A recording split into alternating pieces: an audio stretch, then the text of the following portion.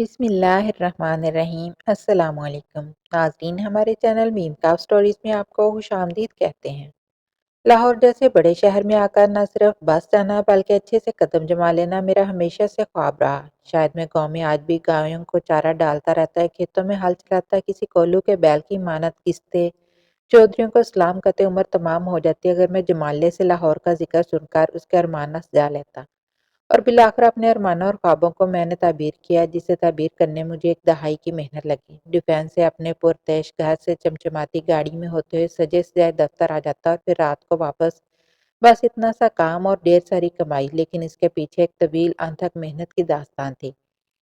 صبح دفتر جاتے سگنل پر گاڑی رکی، جب بھی کھڑکی پر دستک ہوئی شیشہ نیچے کر کے 10 روپے کا نوٹ باہر نکالا، جب بلا ارادہ نگاہیں سوال کردہ سے ٹکرائیں۔ میلے کپڑوں ملبوس ہونے کے باوجود اس کی جسمانی ساخت انتہائی پرکشش تھی۔ 9-10 سال کی بچی بغل میں کھڑی تھی، پھٹی پھٹی حیرت ان نیلی آنکھوں میں اتنی نمایاں تھی کہ میں بہت ہو گیا۔ شناسا سی نم نگاہیں مجھے تک رہی تھی، تیز ہارن نے مجھے چوکنے پر مجبور کیا۔ سگنل کھل چکا تھا، 10 روپے کا نوٹ میرے ہاتھ میں دبا تھا۔ دفتر میں آنے کے باوجود میں انہیں نظروں کے حصار میں رہا۔ بھلا ایک میلی گداگر عورت کی مجھ سے کیا شناسائی ہو سکتی ہے؟ دن بار بڑے کاروباری لوگوں سے میل جول، پھر وزیروں افسروں کی پر رونق پارٹیاں، خوبصورت بیوی، 2 بچے، عالیشان دفتر، گھر، اس سب میں وہ بےکارن۔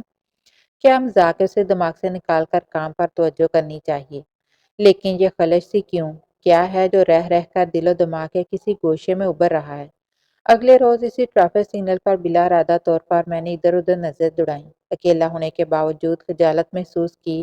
کوئی جاننے والا دیکھ لے تو کیا سوچے گا؟ بھول تو جاتا، لیکن وہ آنکھیں ذہن میں چپک سی گئی تھی، جیسے ان سے کوئی گہرا رشتہ ہو۔ ہفتہ بھر اس سگنل پر پہنچتے ہی خود بخود نظریں گھوم جاتی، لیکن وہ دکھائی نہ دی۔ اسے کھوجتے ہوئے سگنل کے ارد گرد کی تمام جزیات مجھے ازبر ہو چکی تھی، جو اس سے پہلے روزانہ گزرنے پر کبھی نہیں ہوئی تھی۔ دائیں طرف ایک عالیشان عمارت کے ساتھ چائے کا ڈھابا، اس کے ساتھ ہی ایک موچی اور ایک چھلیاں بھوننے والا لڑکا۔ برانڈیڈ مارکیٹس، اچھی سی سوسائٹیز میں اس طرح کے لوگ کیوں آ جاتے ہیں؟ شاید نظر اتارنے کو اس بکارن کی طرح ہو، پھر وہی۔ اور میں کہاں سے آ کر یہاں مسٹر کمال عزیز بن بیٹھا تھا۔ اسے بھول ہی جاتا ہے کہ وہ کسی دوسرے سگنل پر نظر آ گئی۔ وہ حسب سابق نقاب میں تھی، مگر پہلے اسے اس کی بچی اور پھر اس کی آنکھوں کی وجہ پہچاننے میں دشواری نہ ہوئی۔ اتفاق سے سرخ بتی جل اٹھی اور گاڑی اس کے قریب کھڑی کر دی۔ سوچ رہا تھا اسے کیسے بلاؤں اور بات کروں تو کیا، جب وہ دستے سوال لیے میری طرف آنا ہی چاہتی تھی کہ مجھے دیکھ کر چونکی، پیچھے ہٹی اور بچی کو تقریباً گھسیٹتی ہوئی سڑک کے دوسری جانب جا کر اوجھل ہو گئی۔ اس کے اس عمل نے مجھے مزید مخمس سے میں مبتلا کر دیا۔ آخر ہے کون اور اسے مجھ سے پرخاش کیا ہے؟ سر خیریت ہے؟ آج سے پہلے ایسا کبھی نہیں ہوا۔ میری سیکرٹری کی آواز نے مجھے چونکنے پر مجبور کیا۔ سر، آپ کا یہ 7واں سگریٹ اور چوتھی چائے ہے۔ آج سے پہلے ایسا کبھی نہیں ہوا، وہ بولی تو میں ہونکوں کی طرح جائزہ لیا۔ میز پر بکھری راکھ، چائے کے کپ کسی طور میری نفاست کی دلیل نہیں تھے، جو میرا خاصہ تھا۔ کچھ راکھ میرے لباس پر بھی گری ہوئی تھی۔ ایک انجان بیوقوف مانگنے والی نے مجھے کس الجھن میں ڈال رکھا تھا؟ جی چاہا وہ سامنے آئے تو اس کا گلا دبا دوں۔ سنیں، آج کل آپ کچھ پریشان دکھائی دیتے ہیں۔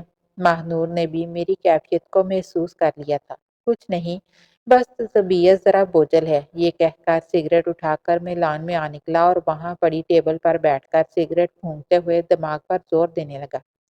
شاید چھٹے سگریٹ پر میرے دماغ میں جھماکہ ہوا اور اس تک رسائی ہوئی۔ شبو، تیری آنکھیں بہت ظالم ہیں۔ ہمیشہ میں ان میں ڈوب جاتا ہوں اور ملاقات کا سارا وقت پلک جھپکنے میں گزر جاتا ہے۔ میرے سیکوے پر ہمیشہ وہ کھلکھلاتی اور جانے کو اٹھ کھڑی ہوتی۔ چل جھلے، اب میں چلتی ہوں۔ اوہ، وہ شبو ہے، وہ شبو جسے میں خود سے زیادہ چاہا، اور پھر دیہاتی حسن سے بھرپور متناسب قد و خال اور نیلی آنکھوں والی وہ لڑکی جس پر گاؤں کا ہر جوان مائل تھا، اور اس کی نظر التفات مجھ پر ٹھہری۔ کتنے فساد، کتنے دنگے، کتنی لڑائی، کیا کچھ نہیں سہا ہم نے ایک دوسرے کی خاطر۔ ہماری مثالیں آس پاس کے گاؤں میں دی جانے لگی تھیں۔ لوگ کہانیوں کی طرح ہمارے چرچے تھے، صبح اٹھنے سے رات سونے تک، اور پھر اکثر سوتے میں بھی ایک دوسرے کو خوابوں میں ملنا۔ پہلے پہل تو یہ بات ہم دونوں تک ہی رہی، لیکن کبھی گزرتے وقت ٹکرانے پر ہمارے تاثرات، میرا اس سے دیکھنا، اس کا گلنار ہو جانا، اور بہت کچھ رفتہ رفتہ میرے دوستوں، اس کی سہیلیوں سے ہوتا ہوا زبانِ زد عام ہوا کہنے والی زبانیں کہتی رہیں یہ کچی عمر کے چونچلے ہیں، لیکن تیسرے اشرے میں قدم رکھتے ہی مزید استقامت دیکھ کر جہاں تحسین آمیز لہجے ملے وہاں انگلیاں بھی اٹھنے لگیں۔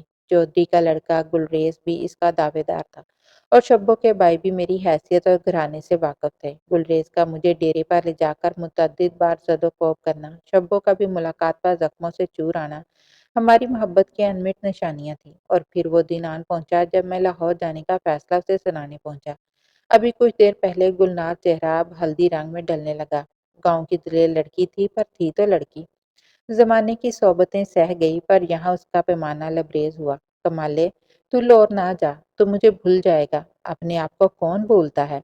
بڑے شہر بہت سی محبتیں اور رشتے کھا جاتے ہیں کمالے۔ ایسا کبھی نہیں ہوگا شبو، اور ایسا ہی ہوا۔ پہلے کچھ بننے کی چاہ اور پھر کچھ بن جانے کا زام۔ شبو سمیت گاؤں کا ہر نقش بھول گیا۔ اس سگنل پر پہنچتے ہی جیسے میں خود پر قابو کھو بیٹھا، کسی معمول کی طرح گاڑی سگنل کے بعد آنے والے پہلے پلازے پر کھڑی کی اور ادھر ادھر چکرانے لگا۔ دفتری وقت میٹنگ کچھ یاد نہیں تھا۔ وہ چائے والا، وہی جوتیاں گانٹھنے والا اور ریت کی بٹی میں درانتی چلاتا ہوا وہ لڑکا، بالکل کسی معمول کے مانند سب اپنے کام میں مگن تھے، لیکن میں معمول سے ہٹ کر اپنی گاڑی اور دفتر کی بجائے یہاں ان میں موجود تھا۔ وہ کہیں نہیں تھی، وہ کیوں نہیں تھی؟ جیسے وہ مجھے کسی دور میں تلاش کرتی رہی اور میں کہیں نہیں تھا، بالکل جو ہی اب وہ نہیں تھی، مگر وہ تھی۔ کچھ دور میل سے آتی ایک بچی میں اس کا عکس، اس کی خوشبو اور اس کا احساس۔ ہاں، اس کی بچی وہیں کھیل رہی تھی۔ میں اس کی جانب لپکا وہ ڈر کر بھاگی، بتھیری آوازیں دیں لیکن بے سود۔ جبھی اسے ایک میلے آنچل نے اپنے حصار میں لے لیا۔ اس آنچل میں چھپے اس چہرے میں سے وہ آنکھیں، وہ دو نم آنکھیں، وہ شکوہ کناں آنکھیں، وہی آنکھیں جو مجھے وقت سے بے نیاز کرتی تھیں، وہی آنکھیں جن کی خاطر صحیح چوٹوں کے نشان ابھی تک میری پشت پر تھے۔ وہ آنکھیں انگنت سوال لیے میری جانب تکتی تھی اور میرے پاس کوئی جواب نہ تھا۔ کیوں، کیسے، وجہ کچھ نہیں۔ ایسی لوگ کہانیاں جیسی محبت پر بھی شہر کی رونق درجہ بندی، سب غالب آ گیا۔ گاؤں کی رانی، حسن کی ملکہ، کئی دنگوں کی وجہ، جو کسی بے جگیر پر راج کر سکتی تھی اگر وہ مجھ سے تعلق نہ جوڑتی، جس کے لیے حویلیاں بچھی ہوئی تھیں، وہ ٹاٹ جوڑ کر بنی اس جھونپڑی میں جو زمانے کے سرد گرم کو روکنے میں مکمل ناکام تھی، ایک بچی سمیت وقت کاٹ رہی تھی، کیونکہ اس نے کمالے سے محبت کی تھی۔ اینٹوں سے بنی اس کی کرسی پر بیٹھ کر چائے پیتے ہوئے اگر کوئی کمال عزیز کو جاننے والا دیکھ لیتا تو یقیناً بونچکا رہ جاتا۔ جب تو لاہور آیا کمالے، تو سب نے بتھیری باتیں کی، بولے کمالے کو بھول جا، پر مجھے مان تھا تجھ پر اور یقین بھی کہ تو کچھ بنے گا اور بن کر لوٹے گا۔ میرے پاس 1 سال، 2 سال، 3 سال، 4 سال، 5، 6، میری امید ڈوبنے لگی۔ طنز تانے سن کر میں ٹوٹنے لگی۔ وہ اپنی داستان سنانے لگی۔ میری نظر اس کی چاک قمیص سے جھانکتے اس نشان پر مرکوز تھی جسے میں جانتا تھا۔ جس دن وہ یہ نشان لے کر آتی تھی مزید پرعزم ہو جاتی تھی۔ وہ بولتی رہی اور گلریز، اس کی امید، اسی تناسب سے ابھرنے لگی۔ وہ ایک مسیحا کا روپ لیے میرے سامنے آیا جو بکھری ہوئی شبوں کو سمیٹ لینا چاہتا ہو، اور بالآخر محبت کے سامنے حقیقت جیت گئی۔ لیکن گاؤں کا وہ ڈوبتا ہوا آخری سورج اپنی آخری کرن کے ساتھ گواہ ہے کہ میں نے تیرا انتظار کیا، اور وہ گلریز، وہ نہ مسیحا تھا اور نہ ہی عاشق شبو، محض اس کی ضد تھی جو اس نے جس روپ میں پوری کر سکا پوری کی، اور پھر دھتکار دیا۔ صرف اسی نے نہیں، سب نے۔ دھتکاری ہوئی جانے کیوں میں لاہور آ گئی، میں کہیں اور کیوں نہ گئی کمالے؟ تجھ سے مکمل نفرت کے باوجود میں یہیں کیوں آئی؟ یہاں آ کر علم ہوا کہ میں اکیلی مہاجر نہیں، میری کوکھ میں ایک اور مہاجر ہے۔ ضدی ہے یہ بھی گلریز کی طرح، لیکن اس کی ضدیں اکثر پوری نہیں ہو پاتی۔ لڑکی ہے نا، گلریز نے میری ضد کی اور حاصل کیا۔ تو نے شہر رتبے کی چاہ کی اور پا لیا۔ کانٹوں پر کسی ململ کی مانند تو میری ذات میں رکھیدی گئی، اور قابل کراہیت بھی میں ہی ٹھہری۔ کوئی ہے جو تجھے یا گلریز کو پوچھ سکے، مجرم کہہ سکے، میرا مجرم، میری بیٹی کا مجرم؟ کیوں، میں مظلوم ہو کر بھی سب کی نظر میں آج تک مجرم ہوں؟ کسی نے آج تک تیرا گریبان پکڑا نہ اس کا، لیکن مجھے سب نے دھتکارا۔ آخر تم مردوں کو ہر جرم کی آزادی کیوں ہے؟ میرے پاس اس کے سوال کا کوئی جواب کہاں ہوتا؟ اپنے وجود کو گھسیٹ کر میں کسی طرح دفتر میں لے آیا، لیکن میری ذات ابھی بھی اس کے ٹاٹ زدہ خیمے میں اینٹوں کی بنی اس کرسی پر بیٹھی لاجواب کٹہرے میں مجرم بنی چائے کی ٹھنڈی ہوتی اس پیالی کو تکتی ہوئی اٹکی تھی۔ ناظرین، اگر آپ کو ہماری کہانیاں پسند آ رہی ہیں تو ہمارے چینل میم کاف سٹوریز کو سبسکرائب کر دیجیے۔ کل ملتے ہیں ایک نئی سٹوری کے ساتھ، تب تک کے لیے اجازت دیجیے۔ اللہ حافظ۔